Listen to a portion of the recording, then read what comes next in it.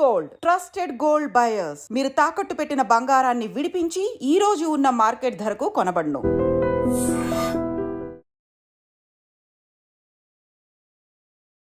నమస్తే, welcome back to IT media. నేను మీ Jhansi. Green card కావాలి అనుకున్నప్పుడు, యుఎస్ వెళ్ళాలి, అక్కడే సెటిల్ అవ్వాలి అనుకున్నప్పుడు చాలా ప్రాసెస్ అయితే మనం చేస్తూ ఉంటాము. అందులో one of the thing I-140 process. మరి ఇది ఎలా చేయాలి, దీనికి రెగ్యులేషన్స్ ఏంటి, ఇప్పుడు తెలుసుకుందాం. ప్రస్తుతం అంతా ఉన్నారు ఇమిగ్రేషన్ అడ్వకేట్ పృథ్వీ గారు. నమస్తే సార్. నమస్తే sir. What is the process of I-140? అసలు ఏంటిది? చాలా మందికి అవేర్నెస్ లేదు. వాట్ ఈస్ I-140 అండ్ దానికి ఎలా మనం ఈ ప్రాసెస్ అంతా నడిపించాలి? I-140 is something called permanent residency in US. అక్కడ పర్మనెంట్ జాబ్ కోసం వెళ్ళే ప్రక్రియ. And by that it's we call it is green card, acquiring green card గురించి జరిగేటువంటి ఒక పద్ధతి అని చెప్పచ్చు. దీని 3 steps కింద చెప్పచ్చు అమ్మా. First step and second step is the company employer step. వాడు ఏం చేస్తాడంటే పర్మనెంట్ లేబర్ లైసెన్స్ తెచ్చుకుంటాడు. అంటే ఒక కంపెనీ ఉంది అనుకుందాం, లెటెస్ట్ ఈ iDream అనే కంపెనీ ఉంది. ఈ iDream అనే కంపెనీకి ఒక 10 మంది ఒక యుఎస్ నుంచి ఎంప్లాయీస్ కావాలి. యుఎస్ నుంచి ఎంప్లాయీస్ కావాలి అనుకుంటే ఫస్ట్ వాడు ఏం చేస్తాడంటే అప్లికేషన్ పెట్టుకుంటాడు. పర్మనెంట్ లేబర్ లైసెన్స్ కోసం పెడతాడు. పర్మనెంట్ లేబర్ లైసెన్స్లో ఏంటంటే వాడు అప్లై చేసినప్పుడు వాడు ఈ 10 మంది నీకు తెచ్చుకునేటప్పుడు ఇక్కడ ఇండియన్స్ ఎందుకు తీసుకురాలేదు అని అడుగుతాడు. అది సేమ్ వైజ్గా యుఎస్లో ఉండేటప్పుడు యుఎస్ వాళ్ళు కాకుండా నువ్వు బయట కంట్రీస్ నుంచి, ఎలియన్ కంట్రీ నుంచి ఎంత తెచ్చుకుంటున్నావు అనే దానికి వాడు సమాధానం చెప్పాలి. ఆ ఫీల్డ్కి సంబంధించిన దాంట్లో ఇంత ఎక్స్పీరియన్స్ పర్సన్ లేడు. ఎక్స్పీరియన్స్డ్ పర్సన్ అన్నవాడు నేను అడ్వర్టైజ్మెంట్ ఇచ్చుకుంటాను, లేకపోతే యుఎస్లో ఇండియాలో ఉన్నాడు, అతను నాకు కావాలి అని చెప్పేసి నాకు కన్విన్స్ చేసుకోవాల్సి వస్తాము. ఆ రకంగా వాడు I-140 ఇచ్చిన తర్వాత 1 డేలోనే అది త్రూ అయి పంపించేస్తాడు. తర్వాత ఇమీడియట్గా వాడు చేసేదంటే నెక్స్ట్ అడ్వర్టైజ్మెంట్ చేయాలమ్మా. ఓకే.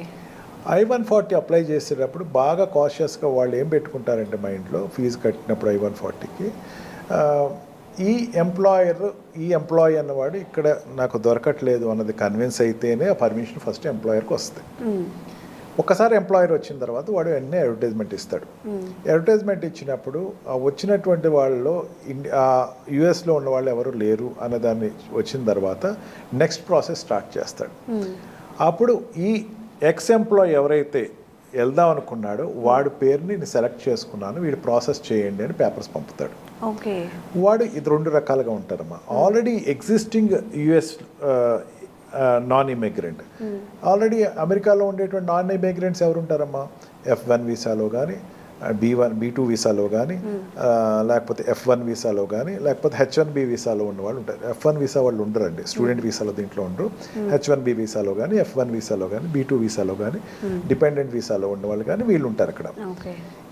E2 వీసాలో కానీ వీళ్ళకి అప్లై చేసేటప్పుడు పలానా వాడు ఉన్నాడు, అమెరికాలోనే ఉన్నాడు, పలానా వాడిని ఎక్స్ అనేటువంటి వ్యక్తిని, ఆ సుబ్బారావు వెంకటయ్యనో నేను తీసుకుందాం అనుకుంటున్నాను, అతన్ని నేను అప్లై చేద్దాం అనుకుంటున్నాను అని చెప్పిన తర్వాత అక్కడ ఉన్న వాళ్ళని సర్వీస్ ఎక్స్టెన్షన్ అంటారమ్మా. అంటే వాళ్ళకి ఎక్స్టెన్షన్ సర్వీసెస్. అంటే ఆల్రెడీ H1B నుంచి పర్మనెంట్ రెసిడెన్సీ వస్తుంది. అదే కాకుండా ఇండియా నుంచి ఎవరైనా తెచ్చుకుంటున్నాను ఇట్లాగా దీనికోసం అని చెప్పేసరికి వాడికి ఇంటర్వ్యూ కండక్ట్ చేస్తారన్నమాట. వాడికి మన వీసా ప్రాసెస్ ద్వారానే వెళ్తారు. వీసా ప్రాసెస్లో వెళ్ళినప్పుడు వాడిని అడిగే క్వశ్చన్స్ వాడిని అడుగుతారు. అదంతా అయిపోయిన తర్వాత వాడు 485 డాక్యుమెంట్, వాడు I-485 డాక్యుమెంట్ వాడు సబ్మిట్ చేస్తాడు. అంటే తన గురించి చెప్పుకుంటే వాడు అప్లికేషన్ ఇస్తాడు అన్నమాట. ఆ అప్లికేషన్ ఇచ్చిన తర్వాత దాని త్రూ అయ్యి వాడికి లెటర్ వస్తుంది, నీకు ఇగో నీ జాబ్ ఇది పర్మనెంట్ రెసిడెన్సీ లేకపోతే గ్రీన్ కార్డ్ అన్నది ఇచ్చాము అని చెప్పేసి వాడు గ్రీన్ కార్డ్ ఇవ్వడం జరుగుతుంది అనమాట. ఆ గ్రీన్ కార్డ్ వచ్చిన తర్వాత ఒక 5 years నుంచి 10 years మధ్యలో వాడు పర్మనెంట్ సిటిజన్షిప్కి అప్లై చేసుకుంటాడు. అంటే from H1B visa or L1 visa or what we call E3 or E2 or ఈ వీసాస్ నుంచి మధ్యలో సిటిజన్షిప్కి అప్లై అయ్యేటప్పుడు మధ్యలో ఒక ట్రాన్స్ పీరియడే గ్రీన్ కార్డ్ అమ్మ. ఆ గ్రీన్ కార్డ్కి అప్లై చేసుకుని ఆ గ్రీన్ కార్డ్లో వాడు he will first get the permanent residentship. ఎందుకంటే పర్మనెంట్ ఎంప్లాయ్మెంట్ వచ్చింది కదా, పర్మనెంట్ లేబర్ లైసెన్స్ తెచ్చుకున్నాడు కదా, పర్మనెంట్ లేబర్ లైసెన్స్ ఎంప్లాయర్ ద్వారా తెచ్చుకున్నాడు కదా. ఎంప్లాయర్ తీసుకొచ్చిన పర్మనెంట్ లేబర్లో వాళ్ళు ఈ వ్యక్తిని నేను ఇక్కడ పర్మనెంట్గా జాబ్ పెట్టదలుచుకున్నాను అని పర్మిషన్ తెచ్చుకున్నాడు. అంటే ఇట్ ఈస్ నథింగ్ బట్ వాడు రిటైర్మెంట్ అయ్యే వరకు అక్కడ వర్క్ చేసుకోవచ్చు. ఆ అప్లికేషన్ ద్వారా ఈ వ్యక్తి, ఈ సుబ్బయ్య అనేవాడు, వెంకయ్య అనేవాడు అక్కడ he will be able to continue his period for remaining period. Okay. జనరల్గా ఏంటంటే ఈ ప్రాసెస్ చెప్పడం వాళ్ళు చాలా చెప్పేదంటే అంతా 6 monthsలో అయిపోద్ది అంటారు, కానీ కంపెనీ దగ్గర అప్లై చేసిన తర్వాత ప్రేమ్ అంటారమ్మా, అంటే పర్మనెంట్ లేబర్ లైసెన్స్ తెచ్చుకునేటప్పుడు ప్రేమ్ అంటుందని. ఆ ప్రేమ్ తెచ్చుకునేటప్పుడు ఆ కంపెనీ ఖచ్చితంగా చెప్పగలగాలి, ఎస్ నాకు ఈ లేబర్ లైసెన్స్ పలానా ఇంతమంది వ్యక్తులు కావాలి, 10 మంది ఎంప్లాయ్మెంట్ కావాలి, ఐ డ్రీమ్కి 10 మంది ఎంప్లాయీస్ కావాలి, వీళ్ళు యుఎస్లో ఉన్నారు, లేకపోతే వీళ్ళు యుగాండాలో ఉన్నారు, లేకపోతే వీళ్ళు లండన్లో ఉన్నారు చెప్పగలగాలి. అది త్రూ అయితేనే కానీ ఈ సుబ్బయ్య వెంకయ్య అనేవాడు అక్కడ రెసిడెన్సీ తెచ్చుకోవడానికి అవ్వదు.